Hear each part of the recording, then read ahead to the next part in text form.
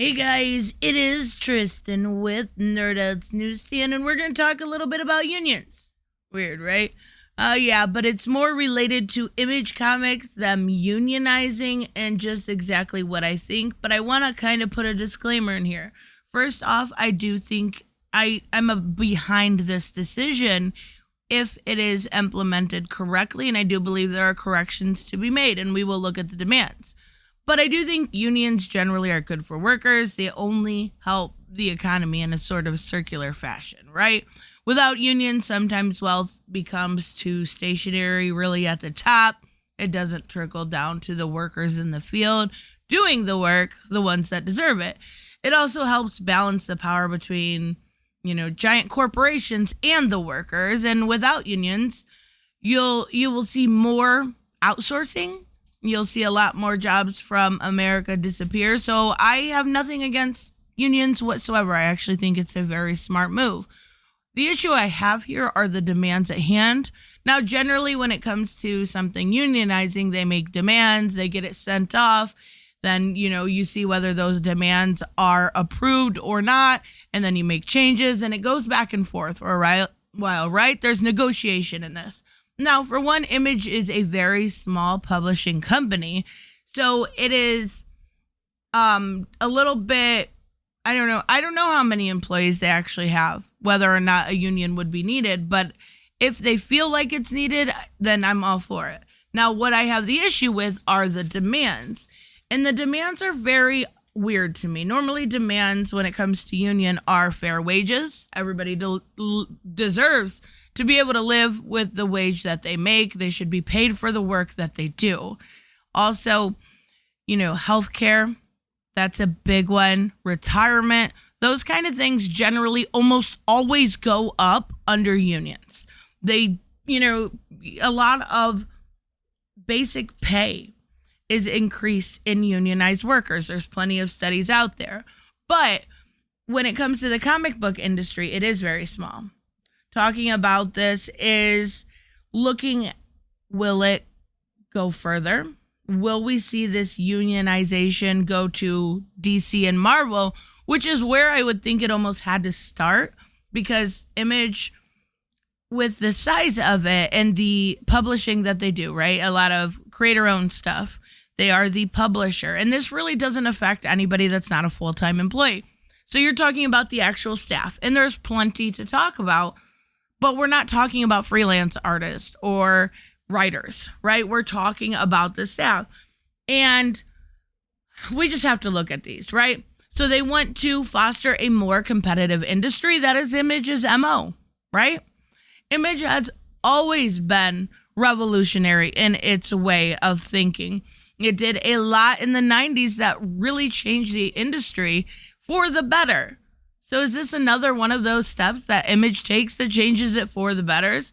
Though it's weird to me, the salary and workload transparency. I always thought it was really kind of cliche to ask somebody how much they make, just because usually when it comes to unions, those things are kind of mandated, right? If you've been on the job 1 year, you get this much. At the end of the year, you get a living wage increase, right? And then if you're there for 5 years, you get this much plus an extra week of vacation. Or if you're 10 years, you get an extra. And eventually you will cap out.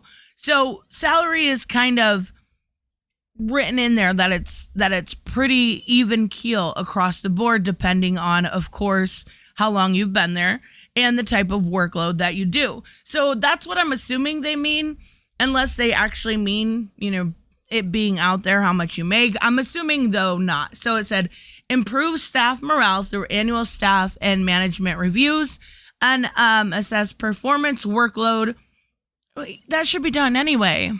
Like, Image should have been doing this anyway. Why are they having to ask for basics? Why is this not something that's been done at Image all along? The creation of a more transparent company culture through monthly all-hands-on meeting. Again, why have you not been doing this all along? You are running a publishing company. You should not have to ask for evaluation on your work to know whether or not you were doing a good job, where you can improve, where you're excelling. And for meetings, that's not asking for a lot. Why? Okay. All right. Increase knowledge retention through the implementation of detailed record keeping and procedure. What? Why aren't these things done? Why are these people having to ask for basic business practices? That's what's really, really weird. We're just absolutely, okay. Improve career mobility for all staff through stricter adherence to the company's stated intent to offer open position to qualified existing employees prior to opening them up to the public. Again, you're not asking for a lot. You're asking to be, if you're in the company, to get that promotion instead of giving it to somebody else from a different company. That's not a bad thing to ask for. I feel like I'm going to say this again. It should have been done all along. It should have been done all along.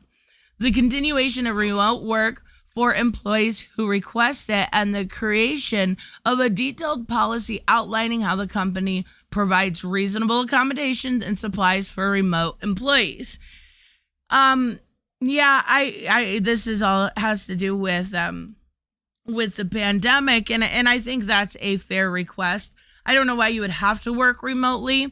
And this might be one that they have to go back and forth on, depending on if they want to give you that.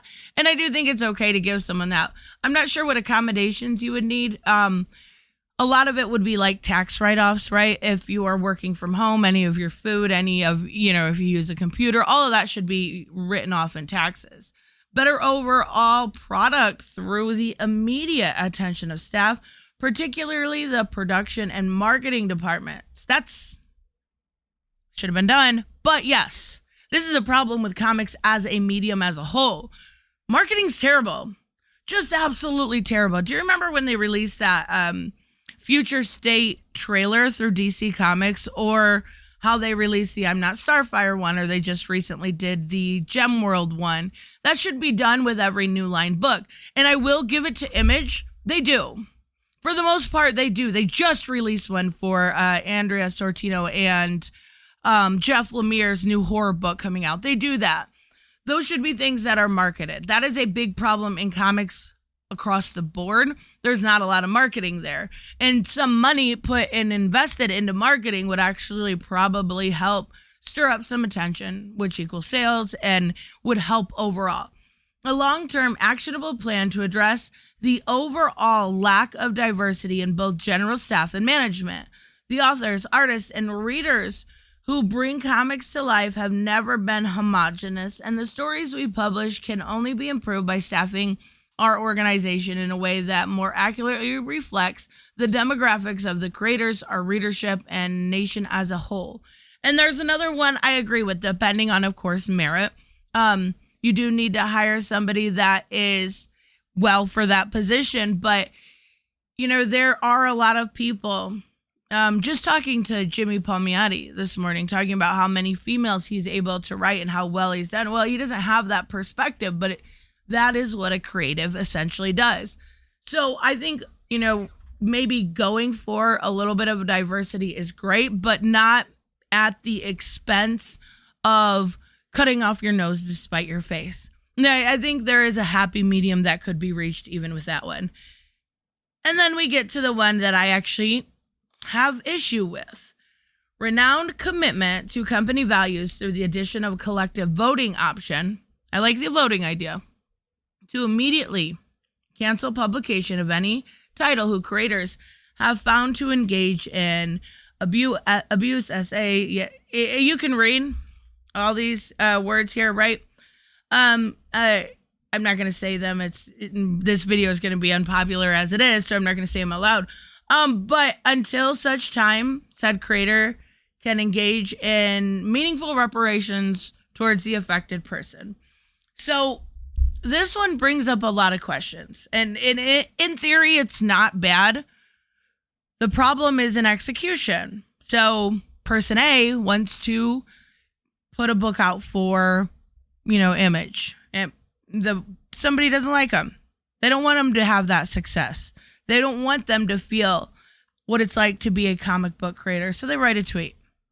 Is that where you're going with this? Or are we talking about actual confirmation of these type things? Now, and are we going back? Where do we draw the line? Is it 2 years they said something? Is it 5 years of tweets? Are we talking about 10 years of tweets you're going to go through? Is it going to be one of those things where it's like they're a known bigot? Whoa, tell me why. I have no idea. Just saying something is known doesn't necessarily explain it to somebody that maybe isn't following that situation. I do think it's smart to vote on it, giving an opinion to the people within the office space. But this, in theory, could work. In execution, it will be abused. I have no doubt about that. Like, there are people that will abuse this situation to twist and manipulate words or situations to make it more favorable to them. And you can't ask something like this in this very basic terms. You need to have exact situation. If someone is accused of SA, if someone is accused of DV, if someone has had an altercation, and then what are the meaningful reparations? Do you say sorry? Does that person have to accept the apology? Do they have, when it comes to other situations like work, right? If you get caught, I know there's a lot of organizations or unions. If you get caught with marijuana or even harder substance, you can go through with their union and go through some sort of, detox and rehabilitation for those situations because it's a medical condition, right? And a lot of times unions will back you and you will get your job back. Say you completed a 30-day course and you will get that job back. It's a little different when it comes to opinion and when it comes to this sort of situation.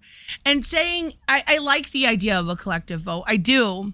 But I also feel like a lot of times when you work with people in close quarters, you're going to A, be afraid to vote the wrong way.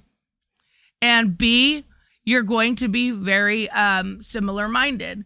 So that's where you'd go back up here and not only maybe address the overall lack of diversity, but add in there that you want a diversity of opinions, right? A diversity of thought within the company. Now, I know that's unlikely, but it is a way to solve a situation like this. Now, I don't think any union with their right mind will touch this last situation, right? Maybe. I don't think Image will go for it. But the rest of the ones are pretty basic. Like, besides this last issue, there's no reason why a lot of these things shouldn't have been done all along. And then you go to the situation where it's like, yeah, I think this is a great idea. I think all of these are great ideas. But is it warranted for such a small company? Or is Image a stepping stone? And I feel like that's a smarter conversation to have because Image, I don't even have a guesstimation of how many employees there are, right? But their employees unionize, and that's great. They're about the third most popular company, right? So then you take it to a bigger company, and I absolutely think that companies like Marvel and DC should already have had this conversation, but a lot of times it doesn't work out because it's freelance. A lot of this is. But if you're talking editors, you're talking this. Every single person that works a job deserves to get paid a livable wage for doing so. Every single one. And sometimes that's not the case. And sometimes it's the case where they don't even make enough to tread water. And that's where it gets really scary. Companies like Disney, I know I'm going off on a rant here, but companies like Disney and Warner Brothers are not hurting. They're not hurting whatsoever. There is no reason why comics, in the pyramid of things, comics would be towards the bottom. That money should have trickled down. That money should, in the future, trickle down to those who deserve it. That is not easy work. They deserve to get paid for it. Look up stuff with poverty in manga. It's insane. These people deserve to They're creating entertainment and stuff that adds value to, our lives. They deserve to be compensated for it. And sometimes it's, really important to people. Well, those people are important. Every single one that works that job, they need to get paid. They do. It's only fair. So, even so, let me know what you guys think about this. Let me know if you think it's too silly for comic books to be unionized, or if you think this is a step in the right direction.